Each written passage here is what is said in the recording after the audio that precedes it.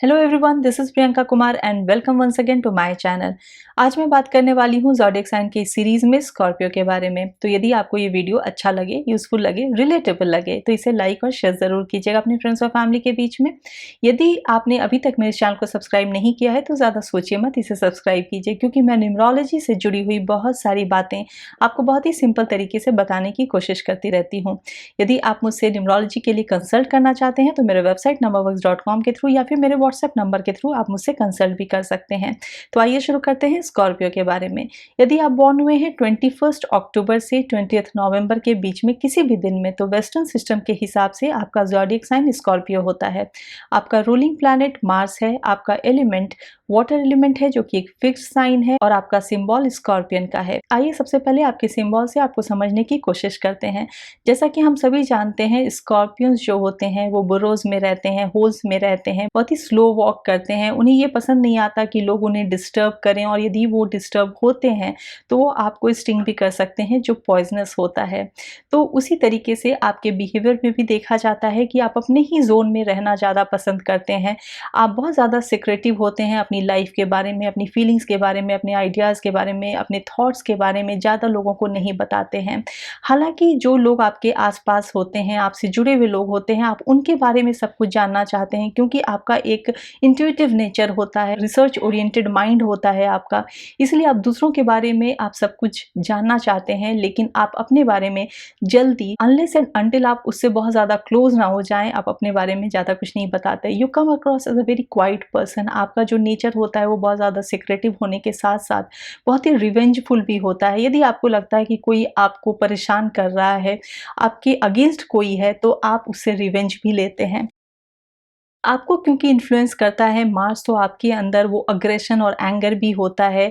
आप लोगों को बैक आंसर कर देते हैं। आप कभी-कभी अपना रूड बिहेवियर भी दिखा देते हैं, जिसकी वजह से आपको कुछ रिलेशनशिप इश्यूज भी हो सकते हैं या वर्क प्लेस में भी कुछ इश्यूज आते हैं। लेकिन जहाँ तक बात है रिवेंज लेने की, तो आप एरियंस की तरह, जो कि वो भी मार्स से इन्फ्लुएंस्ड होते हैं, लेकिन वो अपना एंगर स्पॉन्टेनियसली दिखाते हैं, किसी भी लड़ाई झगड़े में तुरंत चले जाते हैं।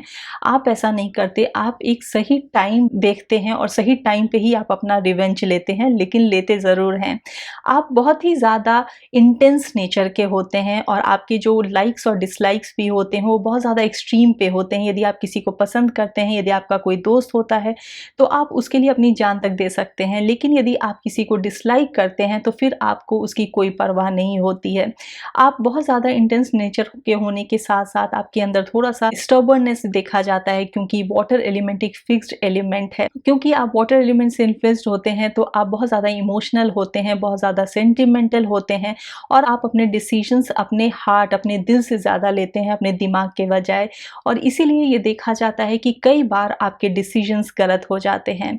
आप यदि किसी भी चीज़ के पीछे जाते हैं तो आप बहुत ज़्यादा गोल ओरिएंटेड होते हैं, बहुत ज़्यादा डिटरमाइंड होते हैं।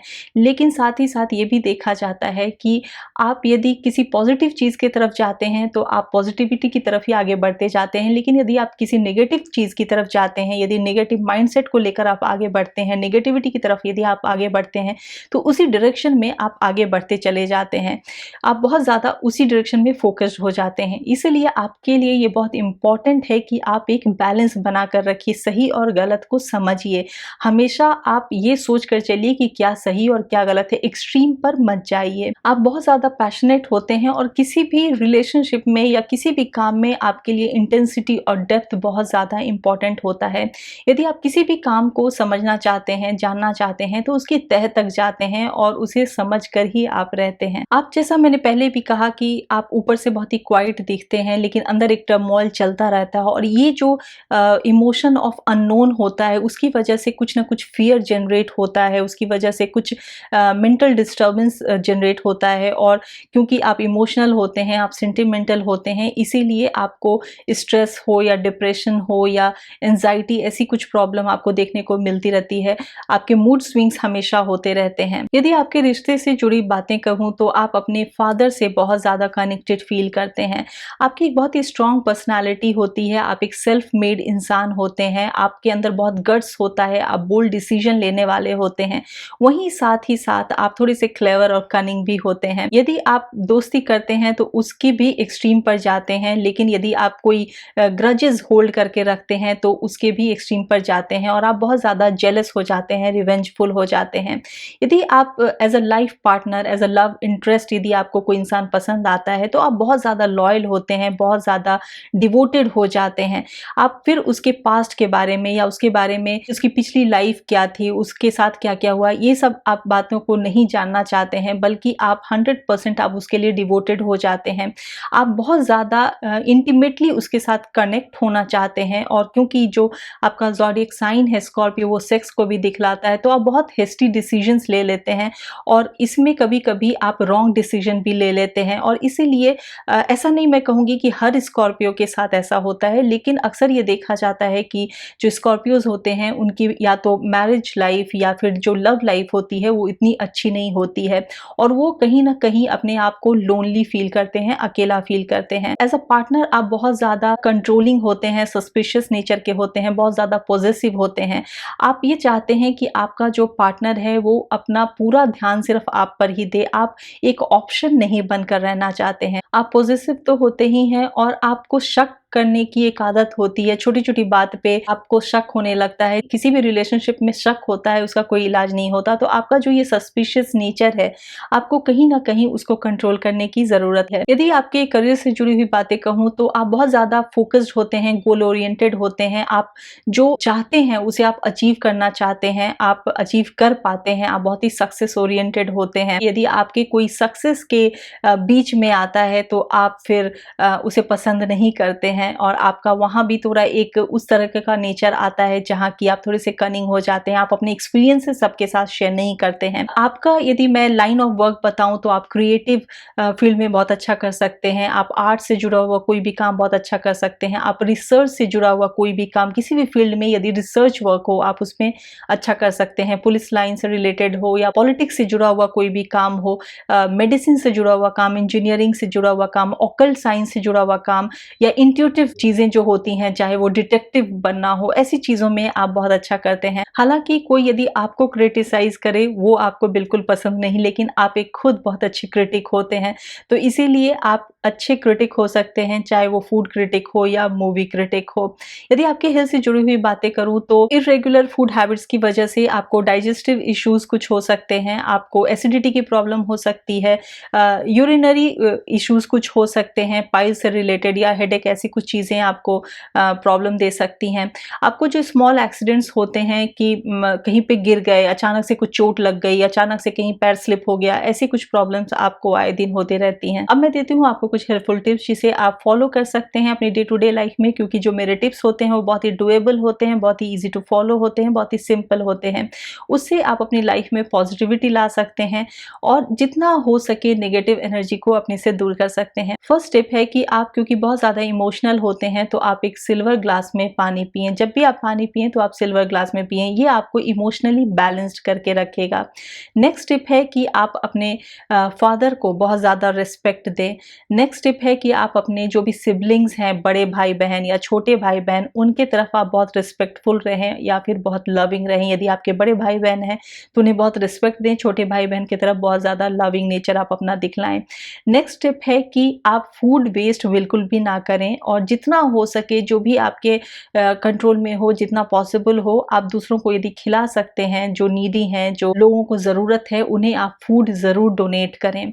नेक्स्ट टिप है कि यदि आप कर सकते हैं तो आप हनुमान चालीसा रोज़ रिसाइट करें और अपने पास हमेशा एक हनुमान चालीसा रखें, आपके लिए ये बहुत इंपॉर्टेंट है। नेक्स्ट टिप है कि आप कभी भी किसी से कोई फ्री गिफ्ट ना लें। फ्री गिफ्ट का मतलब है कि कोई रिलेटिव ने यदि आपको कुछ दिया, किसी फ्रेंड ने आपको कुछ दिया बर्थडे पे या एनिवर्सरी पे या किसी भी ओकेजन पे, तो आप बदले में कुछ ना कुछ रिटर्न गिफ्ट ज़रूर दें। ज़रूरी नहीं है कि वो सेम अमाउंट का होना चाहिए, वो किसी भी प्राइस का हो, लेकिन बदले में आप कुछ ना कुछ रिटर्न गिफ्ट ज़रूर दें। नेक्स्ट पॉइंट है कि आप ब्लैक कलर बिल्कुल अवॉइड करें अपनी लाइफ में। आपके लिए सारे लाइट कलर्स अच्छे हैं, आपके लिए रेड कलर भी अच्छा है, लेकिन उसे एक्सेस में यूज़ ना करें। आपके लिए वॉक करना, मेडिटेशन करना, योगा करना ये बहुत इंपॉर्टेंट है, लेकिन जो मास से इन्फ्लुएंस लोग होते हैं उन्हें कोई इंटेंसिटी वाला वर्कआउट करना ज़्यादा पसंद आता है। मैंने बहुत लोगों को देखा है कि वो पावर योगा करते हैं या ब्रिस्क वॉकिंग करते हैं या फिजिकल एक्टिविटी बहुत ही रिग्रेस एक्सरसाइज करते हैं। तो जो भी आपके लिए पॉसिबल हो आप वो ज़रूर करें, चाहे आप ब्रिस्क वॉक पे निकल जाएं या जो भी कुछ करें, लेकिन कुछ ना कुछ फिजिकल एक्टिविटी आपके लिए बहुत ज़रूरी है। नेक्स्ट पॉइंट है कि यदि आप कर सकते हैं तो सुबह उठकर सूरज को जल देना। ये पॉइंट मैं सबको बोलती हूँ, ये एडवाइस मैं सबको देती हूँ, क्योंकि सभी के लिए जो सन की एनर्जी है वो लेना बहुत इंपॉर्टेंट है। उससे आपकी लाइफ में पॉजिटिविटी आती है। हो सके तो आप सूरज को जल दें या फिर आप सूर्य नमस्कार करें, ये भी आपके लिए बहुत इंपॉर्टेंट है। यदि पॉसिबल है तो आप अपने घर में तुलसी का पौधा लगाएं और उसमें रोज जल दें, पानी दें। ऐसा नहीं कि मैंने बोल दिया तो आपने तुलसी का पौधा बस घर में लाकर रख दिया और वो सूख रहा है। उसमें रोज जल दें, पानी दें, ताकि वो हमेशा हरा भरा रहे। तो तुलसी का पौधा आप अपने घर में जरूर लाएं यदि पॉसिबल है तो। अपने लाइफ पार्टनर की तरफ बहुत ही ज़्यादा रिस्पेक्टफुल और ड्यूटीफुल रहें। कभी भी अपना सस्पिशियस नेचर नहीं दिखाएं, कभी भी उन पर डाउट ना करें, क्योंकि यही वो चीज़ें हैं जो आपके रिश्तों को ख़राब करती हैं। तो इसीलिए अपने लाइफ पार्टनर की तरफ रिस्पेक्टफुल रहें, लॉयल रहें, केयरिंग रहें, लविंग रहें। नेक्स्ट बहुत ही इंपॉर्टेंट टिप है सारे स्कॉर्पियोज के लिए कि आप अपने एंगर पे कंट्रोल करें और आप क्या बोल रहे हैं उस पर हमेशा ध्यान दें, क्योंकि अक्सर ये देखा जाता है कि जो स्कॉर्पियोज का डाउनफॉल होता है वो उनकी ईगो की वजह से होता है। तो हमेशा अपने ईगो को चेक में रखें, आपके लिए ये बहुत इंपॉर्टेंट है। आई होप कि आपको ये सारी बातें यूजफुल लगी होंगी, रिलेटेबल लगी होंगी। नीचे कमेंट बॉक्स में लिखकर ज़रूर बताइएगा कि आप कितना रिलेट करते हैं बीइंग स्कॉर्पियो, कि ये सारी बातें आपके साथ मैच होती हैं या नहीं होती हैं, या आप किसी को जानते हैं तो क्या वो ऐसे हैं या नहीं। नीचे कमेंट बॉक्स में लिखकर ज़रूर बताइएगा कि आपको ये वीडियो कैसा लगा। मैं नेक्स्ट वीडियो में फिर आपसे मिलूंगी। Till then take very good care of yourself and thank you for watching.